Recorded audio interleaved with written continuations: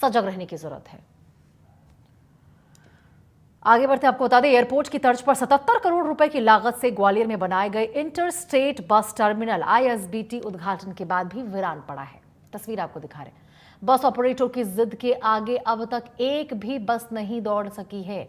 ऐसे में ISBT अब धीरे धीरे खंडहर में तब्दील होता जा रहा। और देखिए, हद तो ये है कि राजनीतिक प्रभाव रखने वाले बस ऑपरेटरों के आगे पुलिस, RTO, जिला प्रशासन के साथ साथ स्थानीय विधायक, सांसद, मंत्री और केंद्रीय मंत्री भी सरेंडर होते नजर आ रहे हैं।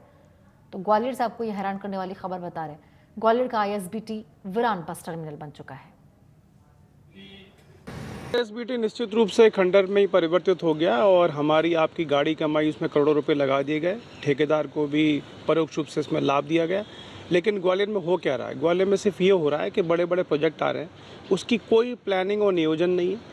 मुझे लगता है कि इसमें शायद एक वक्तव्य पूर्व केंद्रीय मंत्री सिंधिया जी का भी है, जिन्होंने स्वयं ही स्वीकार किया कि आगामी 7-8 वर्ष तक संभवतः यह चालू नहीं हो पाएगा।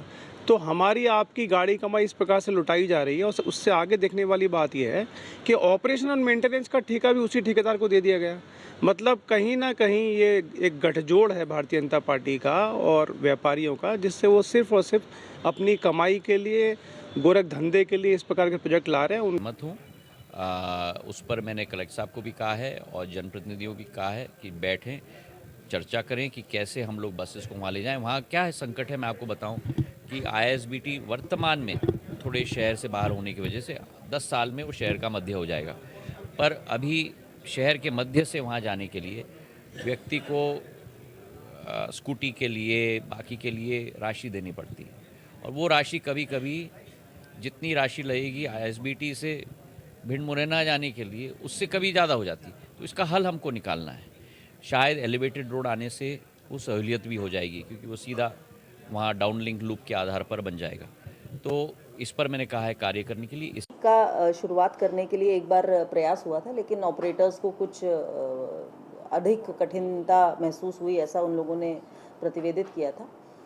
उसके बाद में हमने प्रयास किया है कि जो हमारे सभी पॉलिटिकल रिप्रेजेंटेटिव्स हैं, उनकी उपस्थिति में एक बार सभी ऑपरेटर्स की बैठक हो जाए और उनके जो इश्यूज़ हैं, हमने विभागीय स्तर से काफ़ी चीज़ें सॉर्ट आउट कर दी हैं। तो जिस प्रकार से पहले से जो हम लोग का इसकी परिकल्पना है कि मुरैना और भिंड रूट की जो बसेस हैं वो फेज़ 1 में वहाँ से संचालित होना स्टार्ट होगी।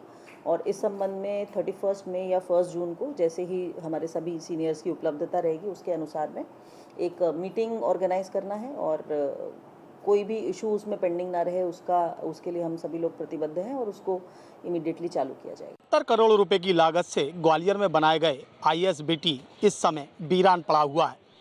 कारण साफ है, निजी बस ऑपरेटर वहां से बसों का संचालन करना नहीं चाहते।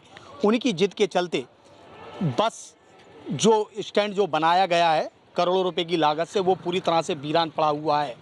यहाँ पर जो स्थानीय जनप्रतिनिधि हैं, उन्होंने भी काफ़ी प्रयास किए थे बस ऑपरेटरों के साथ बैठकर इस मुद्दे को सुलझाया जाए, लेकिन मुद्दा सुलझता हुआ नहीं आ रहा है। हालत ये है कि जिला प्रशासन के अधिकारी निजी बस ऑपरेटरों के आगे नतमस्तक नज़र आ रहे हैं और जो ग्वालियर शहर के लोगों को बस टर्मिनल के रूप में एक जो सौगात मिली थी, वो सौगात कहीं ना कहीं अब एक सिर्फ ख्वाब बनकर रह गया है। दरअसल इस ISBT से बसों का संचालन इसलिए नहीं हो पा रहा क्योंकि बस की जो ISBT की जो दूरी है और शहर की दूरी है, उसमें काफ़ी अंतर है और जिसके चलते बस ऑपरेटर वहां जाना नहीं चाहते और यात्री भी शहर से ही बस में सफ़र करना चाहते हैं। यही कारण है कि शहर से आज भी बसों का संचालन जारी है, लेकिन ISBT पूरी तरह से सूना पड़ा हुआ है। ऐसे में आरोप प्रत्यारोप भी लग रहे हैं कि ग्वालियर में बड़े बड़े प्रोजेक्ट तो आ रहे हैं, लेकिन बे प्लानिंग की, अगर प्लानिंग होती तो ISBT से आज बसें चलती, लेकिन उद्घाटन के 9 महीने बाद भी आज भी ISBT से एक बस का संचालन नहीं हो सका है। कैमरामैन रवि के साथ संतोष सिंह, इंडिया न्यूज़, ग्वालियर।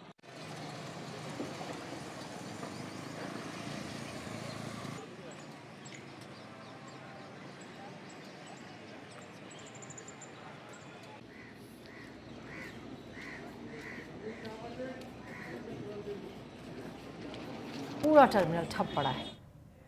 आगे बढ़ते आपको बता दें, नर्मदा घाटी विकास प्राधिकरण